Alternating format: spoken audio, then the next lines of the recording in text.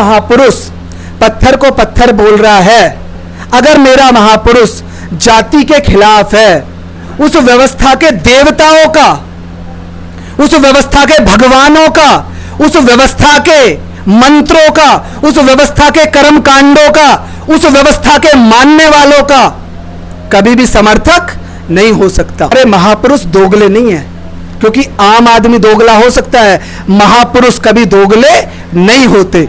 और जिनको बाबा साहब डॉक्टर अंबेडकर ने गुरु कहा हो, वो तो कभी हो ही नहीं सकते। बुद्धं शरणं गच्छामि। सर्वप्रथम तथागत बुद्ध को नमन, बोधिसत्व बाबा साहेब डॉक्टर अंबेडकर को नमन, और नमन उन समस्त महापुरुषों को जिन्होंने अपने ज्ञान से, अपनी वाणी से, अपनी विद्वत्ता से इस देश नहीं बल्कि संसार का अंधकार दूर करने का प्रयास किया है। आज जैसा कि हम सभी जानते हैं, कबीर साहब का जन्मदिन है, और कबीर साहब कोई ऐसे ही आम आदमी नहीं है। हो सकता है था वो आम आदमी होते, लेकिन जैसे ही हमें ये ज्ञात हुआ कि बाबा साहब डॉक्टर अंबेडकर उन्हें अपना गुरु मानते हैं, तो वो सोचो कि बाबा साहब doctor Ambedkar the symbol of knowledge, और उनका भी कोई गुरु अगर उन्होंने किसी को कहा तो वो कितना बड़ा आदमी होगा ज्ञान में। पैसे या पावर की कभी हमारे महापुरुषों ने बात नहीं की। तो ऐसे महामानव के जन्मदिन पर आप सभी को ढेरों मंगल कामनाएं हैं। लक्ष्मण बौद्ध जी को जो पुत्र रत्न की प्राप्ति हुई है, उसकी उपलक्ष्य में उन्होंने एक आज भोजन का आयोजन ग्रुप में किया है, और साथ में ये धम्म वंदन, साथ में ये एक सभा का आयोजन, ताकि हम एक दूसरे के साथ बैठकर इस व्यस्त जीवन में एक दूसरे को जान सके, एक दूसरे से हंस लें, बोलें, तो इससे एक पॉजिटिव एनर्जी आती है। जैसा हमारे बड़े भैया ने बताया कि भाई हम अगर इस संस्कृति को आगे बढ़ाएंगे तो ये हमारे बहुत पहले की संस्कृति है, जब हम एक साथ बैठते हैं, हालचाल जानते हैं, अच्छी बुरी बातें एक दूसरे के साथ शेयर करते हैं। तो ये एक व्यक्तिगत बात रही। अब बात आती है कि कबीर साहब का जन्मदिन है, तो कबीर साहब का जन्मदिन कोई आम जन्मदिन तो है नहीं, पर ठीक है हमने पुष्प अर्पित कर दिए, ठीक है हमने मिठाई बांट दी, खा ली, क्या इतना काफ़ी है? तो आज मैं सिर्फ आपको 5 मिनट में एक चीज़ जो सबसे महत्वपूर्ण है बताने का प्रयास करूँगा। आप लोगों को सिर्फ कबीर साहब के बारे में नहीं, संत रविदास जी हैं, चाहे नानक हैं, चाहे महावीर हैं, चाहे पेरियार हैं, चाहे फूले हैं, यानी कि जितने भी हमारे महापुरुष हैं, इतने सारे हैं कि लंबी कतार है। उन्होंने किसी भी रूप में जो कार्य किया है उसको हम कैसे आइडेंटिफाई करें? जैसे अगर मैं उदाहरण दूं, मैं कैसे इस बात को मानूं कि कबीर साहब राम के भक्त हैं या नहीं, कबीर साहब राम को मानते हैं या नहीं? अब अभी हमारे 2-3 साथियों ने एक उदाहरण दिया बार बार, कौन सा? मगहर का। मगहर का क्या उदाहरण दिया कि मगहर में एक बात प्रचलन थी कि जो भी मगहर में जाके मरेगा वो सीधा कहाँ जाएगा? नरक में, स्वर्ग और नरक में जाएगा। तो नरक में जाने के कारण कबीर साहब ने क्या किया, जब आखिरी समय पर आया उनका, तो अपने शिष्यों को बोला कि चलो मगहर, और मगहर गए, वहां पे अपने शरीर का त्याग किया, अपने अंतिम सांस कहाँ ली? मगहर में। इसे क्या कहते हैं? इसे कहते हैं विरोध। किस चीज का विरोध? कि अगर मैं पाखंड के खिलाफ हूं, अगर मैं पत्थर को पत्थर मानता हूं, तो वो राम का हो, कृष्ण का हो, वो पत्थर पत्थर है। फिर वो मगहर में हो या अयोध्या में हो या वो अमेरिका में हो, क्या है वो? पत्थर। दूसरा, कबीर साहब क्या कहते हैं कि पत्थर पूजे हरि मिले तो मैं पूजू पहाड़, या से तो चाखी बली जिसका पिसा खाए संसार। यानी के खुले शब्दों में कबीर साहब पत्थर पूजने को मना करते हैं। किसी भी पत्थर, पत्थर मतलब पत्थर।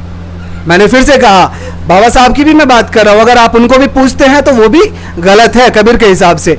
आदरांजलि देना, सम्मान प्रकट करना, इसकी परिभाषा स्वयं बाबा साहब ने अपनी किताबों में लिखी है। कितनी सी परिभाषा है?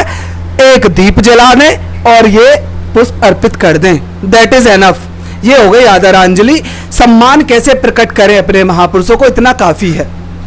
तस्वीर का क्या महत्व है वो मैं कई बार बताता हूं। साक्षी भाव, जैसे हमारे घर में तस्वीरें लगी हैं तो हम बता सकते हैं वो हमारी माता जी हैं, वो बाबा साहब हैं, वो कबीर साहब है, कबीर साहब है, बुद्ध है। ये क्या है? साक्षी। साक्षी होना अलग है, पूजनीय या जोत बत्ती करना वो अलग है, वो बिल्कुल हमारी संस्कृति में नहीं है। तो अब सवाल इस बात का आता है, बहुत सारे लोग कंफ्यूज होते हैं, आज इतने ढेरों कबीर साहब के दोहे हैं, संत रैदास जी के दोहे हैं, एक तरफ वो राम को नकार रहे हैं, एक तरफ पत्थर को नकार रहे हैं, दूसरी तरफ पूजा पाठ की भी बात कर रहे हैं, भक्ति की बात कर रहे हैं। तो मैं आप लोगों से बस एक बात पूछना चाहता हूं, मैं आज बाकियों की बात नहीं करूंगा, लेकिन ऐसे समझ लो मैं सबके लिए बोल रहा हूं, बुद्ध को छोड़कर और बाबा साहब को छोड़कर, कबीर, नानक, फूले, रैदास, पेरियार, मैं सबके लिए कह रहा हूं, आप एक बात निर्णय करें, क्या आपके महापुरुष दोगले थे? दोगले मतलब मैं एक तरफ, जैसे आप हो, आप मतलब समाज को मैं कह रहा हूं, क्या कि हम बाबा साहब को भी मानने वाले हैं, लेकिन जब होली, दिवाली या कोई त्योहार आता है या बच्चे का नामकरण करना हो, गृह प्रवेश हो, चलो ठीक है ये भी कर लो। आम आदमी दोगला हो सकता है, आम आदमी मैं हूं, मैं कई बार कर सकता हूं, ठीक है आम आदमी, लेकिन क्या महापुरुष हो सकते हैं? जो कबीर एक तरफ पत्थर बोल रहे हैं भगवान को, किसी भी भगवान को एक तरफ पत्थर बोल रहे हैं, जो कबीर समानता के पैरोकारी हैं। समानता कैसे? कि उन्होंने ब्राह्मण की जो जाति प्रतिष्ठा है, जाति आधारित, उसको बिल्कुल सिरे से नकार दिया, एक नहीं हजारों उदाहरण से बिल्कुल नकार दिया कि ब्राह्मण की तुलना किससे तक कर दी? कुत्ते से तक उन्होंने साफ साफ शब्दों में कर दिया। अब अगर कोई उनसे ये कहे, आपसे ये कहे कि कबीर साहब राम के भक्त थे, कौन से राम के? जो एक जाति विशेष का था, जाति विशेष का था ना, जिसने एक जाति के कारण, एक जाति विशेष के, किसको? ऋषि शंभुक को क्या कर दिया था? कत्ल। तो क्या कबीर साहब ऐसा कर सकते हैं? क्या कबीर साहब उसके भक्त पूजा कर सकते हैं कि ऐसे महापुरुष की? नहीं कर सकते। मैं कह रहा हूं या तो आपके समझने में फेर है, या जिन्होंने आपको समझाया था उनका क्या था? कुटिल। उन्होंने आपको जैसे बता दिया आपने मान लिया। तो आपको नहीं जानने की जरूरत लंबी चौड़ी कि कबीर साहब ने कितने दोहे लिखे, आपको जरूरत नहीं है कि संत रविदास जी ने कितने दोहे लिखे, आपको इस बात की भी जांच करने की जरूरत नहीं है कि पेरियार साहब ने कितना किताबें लिखी, पुस्तकें लिखी। नहीं, कभी भी अंधविश्वास या तो होता है या नहीं होता, बिल्कुल सीधा सटीक उदाहरण है दुनिया में इस चीज का। लेकिन समस्या क्या है, हमें ये चीजें कंफ्यूज क्यों करती हैं? आप लोग टीवी पे देखते हो सकता है आज से पहले मैं भी इस चीज को उस रूप में नहीं बताता। आपको बहुत लाइव एग्जांपल देता हूं। एक इतिहासकार इतिहास पढ़ाता है, यूट्यूब पे देखना कभी वीडियो में। एक मोटिवेशनल स्पीकर आज थोक में आपको मिलेंगे, मोटिवेशनल स्पीकर है, बड़ी अच्छी अच्छी बातें बताता है, कैसे अपने एम को अचीव करें, कैसे हम अपने आप को डेवलप करें, कैसे अपनी बुद्धि का विकास करें, सारी चीजें बता रहे हैं वो। फिर एक दिन आता है वो इतिहासकार, क्या कहता है? दुनिया की सबसे सुंदर व्यवस्था, जाति व्यवस्था, साइंटिफिक, वैज्ञानिक, जाति के आधार पे ये 3 गुण होते हैं। कौन कौन से गुण?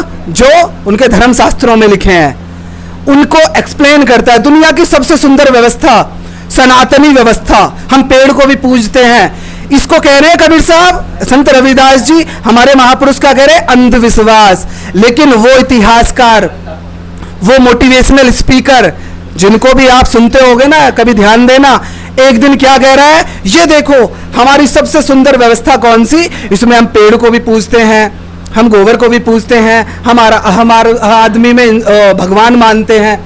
यानी कि उसने कितने आसान तरीके से आपको मैनिपुलेट कर दिया। इसको कहते हैं मैनिपुलेट करना, बड़े आसान। पहले वो अच्छी अच्छी बातें करके मोटिवेशन की, इतिहास की, आपका विश्वास जीत लेते हैं। आप क्या कहते हो? अरे बड़ा अच्छी शिक्षा देता है, बड़ा अच्छा बोलता है, फिर वो अपना ले आते हैं असली एजेंडा। तो वैसे ही कबीर साहब के साथ हुआ है, वैसे ही संत रविदास जी के साथ हुआ है। लेकिन ये किसने नहीं होने दिया अपने साथ? बाबा साहब डॉक्टर अंबेडकर ने। इसका एक रीजन भी रहा, आपको मैं कारण बता दूं बहुत शॉर्ट में।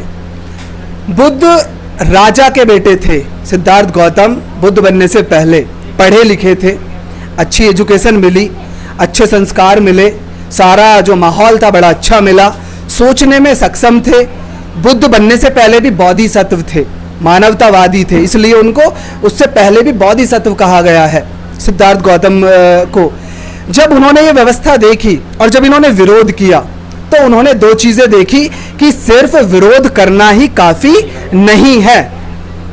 विरोध मैं करता हूं, मैं हमेशा कहता हूं, आप लोगों ने कैडर में सुना होगा कि विरोध करना मात्र कोई दिक्कत नहीं है। खासकर हिंदू धर्म में जातिवादियों को कभी कोई समस्या विरोध करने से नहीं रही। हालांकि इसको वो अपनी महानता भी कहते हैं कि देखो हम तो विरोधियों को भी स्वीकार कर लेते हैं, वो ये कहते हैं। लेकिन उनको पता है कि विरोध आदमी एक लिमिट तक करता है, एक उम्र तक करता है। कितनी उम्र तक करेगा? मैं मैक्सिमम कितना जीऊंगा? 100 साल। 100 साल से ज्यादा तो नहीं कर सकता। उसके बाद मैं क्या कर सकता हूं? मैंने, क्योंकि मैं आम आदमी था अगर, या मैंने अपने आप को क्लियर नहीं किया। क्लियर कैसे नहीं किया? कि मैं पत्थर पूजने के साथ था या उनके खिलाफ था, मैं राम के साथ था या राम से खिलाफ था, मैं भोले को भगवान मानता था या नशेड़ी मानता था। अगर मैंने ये क्लियर नहीं किया तो आपके मरते ही आपके शब्दों को मैनिपुलेट कर दिया जाएगा, क्योंकि दुनिया में शब्दकोश इतना सा है और उनका मीनिंग इतने सारे हैं, इतने सारे। आज तर्क के आधार पे बहुत सारे शब्द ऐसे हैं, जैसे आपने उदाहरण फिल्म में भी देखा, अच्छा अच्छा अच्छा अच्छा, आपको उदाहरण फिल्म में दिखाया गया, शब्द क्या है? सिर्फ अच्छा। लेकिन अब जब वो किताब में लिखा होगा तो आप क्या पढ़ोगे उसको? सिर्फ अच्छा, या उसके अंदाजा लगा लोगे कहां लिखा गया है। लेकिन उस समय इंटेंशन क्या थी लिखने वाले की, बोलने वाले की, वो सिर्फ इंटेंशन से जाना जा सकता है। इसलिए मैनिपुलेट करना बड़ा आसान है शब्दों से। किसी भी खंबे को शिवलिंग बनाना बड़ा आसान है, कोई बड़ी चीज नहीं है। बुद्ध को अवतार बनाना बड़ा आसान है, कोई बड़ी चीज नहीं है। हमें सिर्फ देखना है, मैंने जैसा कहा, किसने कितना लिखा, कोशिश करें पढ़ सकते हैं तो, नहीं तो आधार। आधार क्या है? कि अगर मेरा महापुरुष पत्थर को पत्थर बोल रहा है, अगर मेरा महापुरुष जाति के खिलाफ है, या जातिवाद तो अलग चीज है, जाति की बात किया करो सीधा, क्योंकि जातिवाद अपने आप में कुछ नहीं है। जाति नहीं है तो जातिवाद खत्म ही हो जाएगा। जाति के अगर खिलाफ है, जाति की श्रेष्ठता या नीचता के एकदम खिलाफ है, तो वो कभी भी उस व्यवस्था का, उस व्यवस्था के देवताओं का, उस व्यवस्था के भगवानों का, उस व्यवस्था के मंत्रों का, उस व्यवस्था के कर्म कांडों का, उस व्यवस्था के मानने वालों का कभी भी समर्थक नहीं हो सकता। क्यों नहीं हो सकता? क्योंकि वो उसका विरोधी है। विरोधी क्यों है? क्योंकि वो अमानवीय व्यवस्था है। हमारे महापुरुषों की जो व्यवस्था रही है वो मानवीय, प्राकृतिक, जो प्राकृतिक व्यवस्था है, उसमें कुछ करने की जरूरत नहीं पड़ती।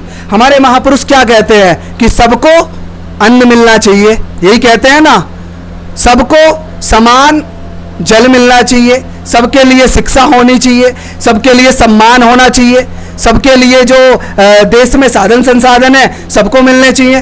प्रकृति जब देती है सबको समान देती है। सूरज अलग अलग निकलता है क्या जाति के आधार पे? चंद्रमा अलग अलग निकलता है क्या? पानी अलग अलग तरीके से प्यास बुझाता है क्या? हवा सबको अलग अलग असर करती है क्या? कि किसी का दम घोट दे और किसी को सांस दे दे? अगर ऑक्सीजन है, नहीं ना। आग सबको ही जलाएगी ना, काला हो, ब्राह्मण हो, गोरा हो, बनिया हो, ठाकुर हो, किसी भी जाति का हो, किसी भी लिंग का हो, किसी भी देश का हो। इसे कहते हैं यूनिवर्सल नियम। तो हमारे महापुरुषों की जो व्यवस्था है वो यूनिवर्सल नियम के आधारित है, पर आधारित है। इसलिए हमें देखना है, हम जब किसी को मानते हैं, किसी को पूज रहे हैं, किसी के नाम पे हम अगर संस्कार कर रहे हैं, तो हमें ये नहीं देखना उसने क्या लिखा, ये नहीं देखना कि उसने कितना बड़ा साहित्य लिखा है, क्योंकि हम हो सकता है उसमें सक्षम नहीं है, हम उतने पढ़े लिखे नहीं, हमें उतना समय नहीं। लेकिन हम एक चीज से अंदाजा लगा सकते हैं। किससे अंदाजा लगा सकते हैं? आधार से। और वो कितना जानना है? आसान सा है, बस आसान सा। बस ये देख लो कि मेरा महापुरुष जाति के खिलाफ था या जाति के समर्थन में। अगर खिलाफ था तो भाई अपनी जाति के लिए कब तक लड़ोगे? मेरा महापुरुष उस धर्म के खिलाफ था या समर्थन में था? किसके? जिन्होंने जाति के आधार पे हजारों साल तक करोड़ों करोड़ों लोगों का शोषण किया, और आज भी वो बरकरार है, आज भी उसमें कमी नहीं आई। बस प्रारूप बदल गया है, उसका स्वरूप बदल गया है। और कानून, क्योंकि बाबा साहब ने संविधान दिया है, उसकी वजह से थोड़ा सा उसका असर कम हो गया है, डर की वजह से। तो आप लोगों को, और आप जहां भी जाओ इस बात को साफ साफ सटीक सटीक बोल दो, आपको 3 चीजें बस ध्यान रखनी है जीवन में। आइडेंटिटी, किसी भी संस्कार या व्यवस्था को स्थापित करने के लिए आइडेंटिटी क्या? मेरी अपनी पहचान क्या है? कोई कहता है मैं अम्बेडकरवादी हूं, तो पहचान किससे होती है आदमी की? पहचान कई तरह की होती है। शैक्षिक, टीचर हूं, डॉक्टर हूं, प्रोफेशन, बाय प्रोफेशन पहचान, कॉन्स्टिट्यूशनल पहचान, किसी नौकरी में हो, नेता हो, क्या हो। लेकिन सारी पहचान क्या होती है? क्षणिक। कितने साल तक अगर मैं कलेक्टर हूं, मेरी पहचान क्या है? कलेक्टर। कितने दिन रहूंगा? 60 साल तक। रिटायर होने के बाद कलेक्टर थोड़ी रहूंगा, कुछ नहीं। प्रधानमंत्री कितने दिन तक? 5 साल, हो सकता है अगली बार ना चुना जाए। डॉक्टर कितने दिन तक? इंजीनियर कितने दिन तक? टीचर कितने दिन तक? स्टूडेंट कितने दिन तक? ये कौन सी पहचान है? ये आपके जीवन की क्षणिक पहचान है। असली पहचान कौन सी होती है? व्यवस्था की, धर्म की।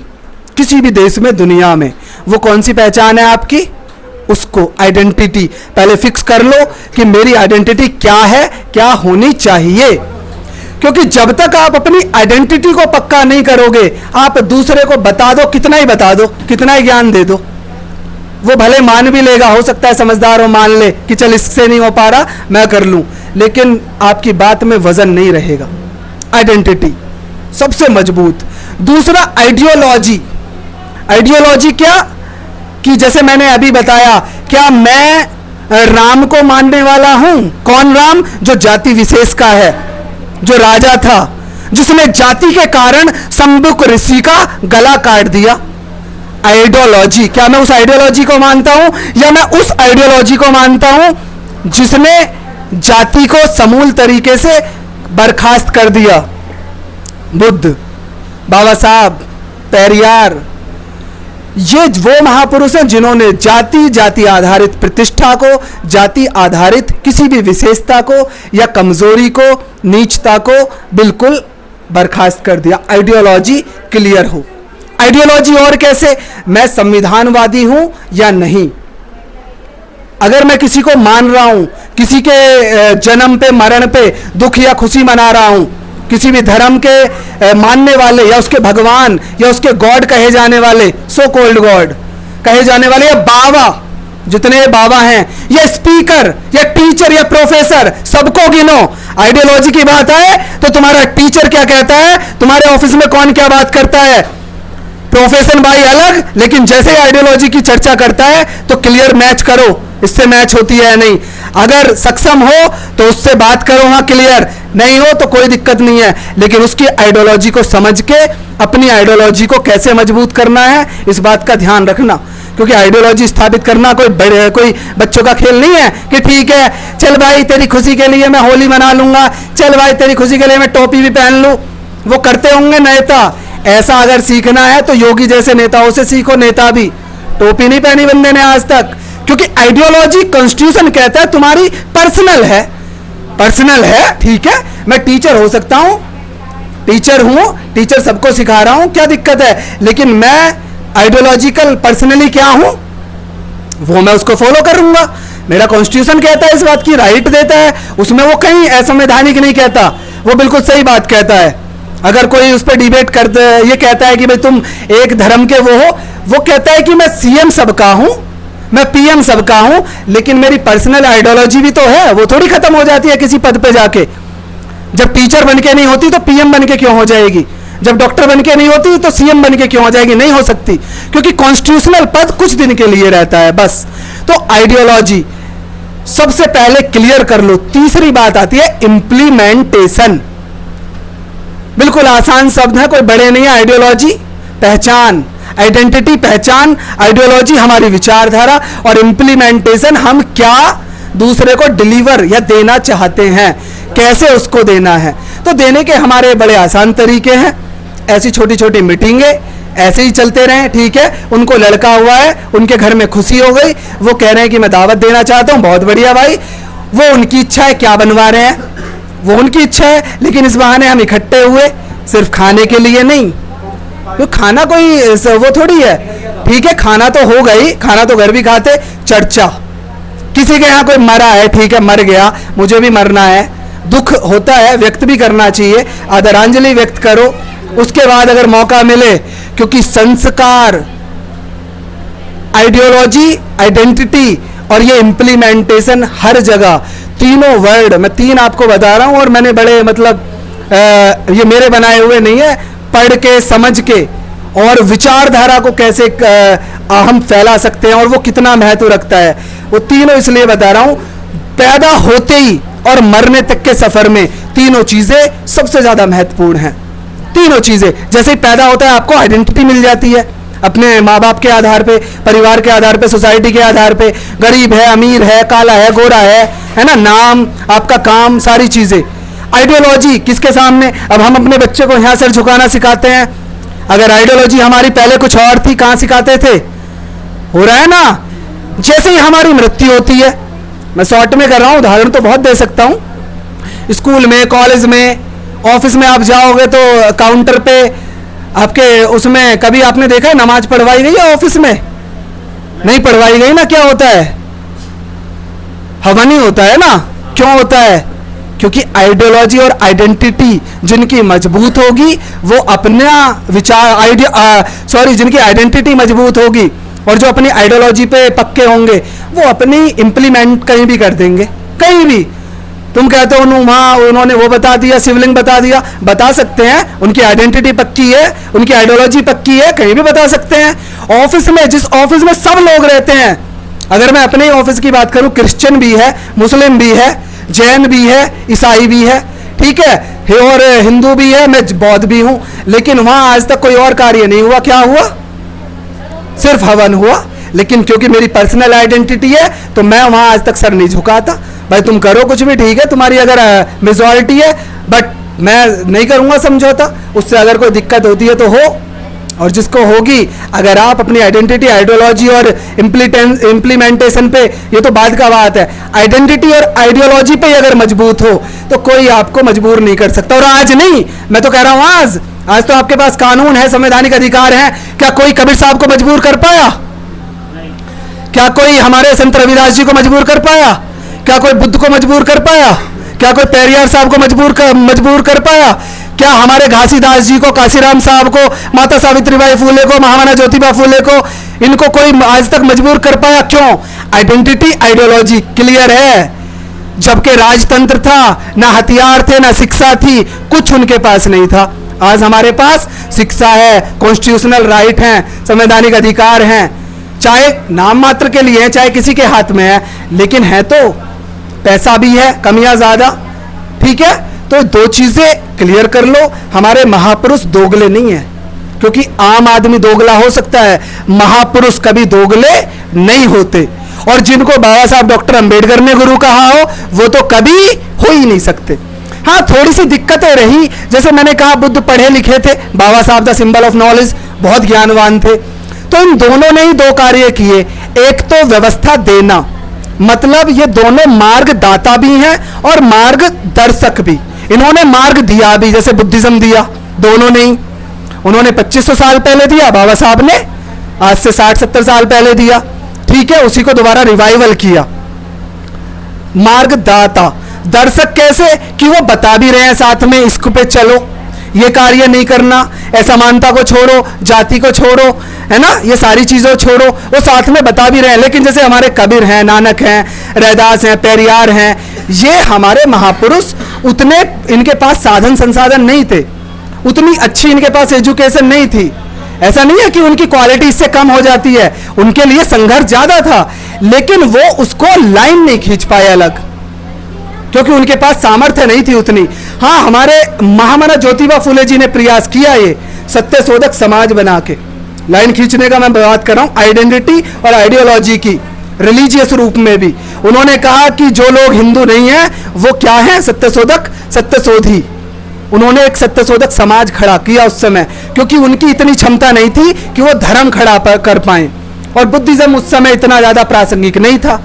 लेकिन ऐसा नहीं है कि अगर जैसे ही हम समानता की बात करेंगे, इसका मतलब हम बात बुद्धिज्म की कर रहे हैं, भले हमें बुद्ध का पता हो या नहीं हो, क्यों? क्योंकि यूनिवर्सल नियम की जब तुम बात करोगे तो बात चाहे बुद्ध की हो, बाबा साहब की, या उससे भी पहले किसी की जिन्हें हम नहीं जानते, वो सब एक ही कहलाएगी, वो सब की एक कहलाएगी। कोई उसके बारे में कम बात कहे या कोई उसके बारे में सिस्टमैटिक बताए, जैसे बुद्ध ने बताया भी कि ध्यान करो, पंचशील, आर्य अष्टांगिक मार्ग, पारमिताएं, ये सारे नियम बताए क्योंकि वो कैपेबल थे वो बताने में। तो इसलिए मेरा सबसे रिक्वेस्ट है, जो भी इस वीडियो को सुन रहे हैं उनसे भी, अपनी आइडेंटिटी, अपनी आइडियोलॉजी पक्की नहीं करोगे तो जीवन में आगे नहीं अपने विचारधारा का इम्प्लीमेंटेशन नहीं कर सकते। हाँ, घाटे नफे होंगे, नुकसान होंगे, फायदे होंगे, और ये तो जब तुम नहीं कर रहे तब भी तो पिट ही रहे हो ना, तब भी ये सारे नुकसान तुम्हारे सामने है। लेकिन अगर करोगे तो हो सकता है फायदा मिल जाए उसका, और फायदा तुम्हें भले ना मिले लेकिन तुम्हारे आने वाले बच्चों को पक्का मिलेगा। तो एक बार पुनः कबीर साहब की जयंती की ढेरों मंगल कामनाएं, और हमारे लक्ष्मण जी जिन्होंने आज के भोजन की व्यवस्था की है, और इतना सुंदर जो कार्यक्रम हमारे शिव कुमार जी, उनके बारे में तो खैर शब्द नहीं है मेरे पास, क्योंकि मैंने पहले ही कहा शब्दकोश बहुत कम है दुनिया में। अब अगर किसी की तारीफ करनी हो तो एक्सीलेंट कह सकते हो सबसे ज्यादा, लेकिन उससे भी अगर बढ़ के कहा हो, किया हो किसी ने, तो आप क्या कहोगे उसको? तो इसलिए शब्दकोश से कभी विचारधारा नहीं तोली जाती, इस बात को सोच। मैं कोई ज्यादा मतलब मैंने बहुत बड़ा वहां तक नहीं मैंने पढ़ा हुआ है, लेकिन मैं सबको चैलेंज कर सकता हूं। दुनिया में इतना सा शब्दकोश है और उसके आधार पे विचारधाराएं बनी है। एक शब्द को आप कुछ भी साबित कर सकते हो आज पुराने शब्द को उठा के। तो कोई चाहे बुद्ध को कुछ भी कह दे, कबीर को कुछ भी कह दे, बाबा साहब को कुछ भी कह दे, हमें देखना है उनकी आइडेंटिटी, आइडियोलॉजी और इम्प्लीमेंटेशन का तरीका क्या था। तो आप लोगों ने मुझे सुना, हमारी भाभी जी सम्मानित जो बहुत ही ज़्यादा मेहनत की है आज के प्रोग्राम के लिए, और उनको भी साधुवाद। धर्म और हमारे बेटे कार्तिक और विशाल जिन्होंने मेरे साथ मिलकर खाना बनवाया, सबका साधुवाद। आप लोग भी आए, धन्यवाद। जय भीम, धन्यवाद।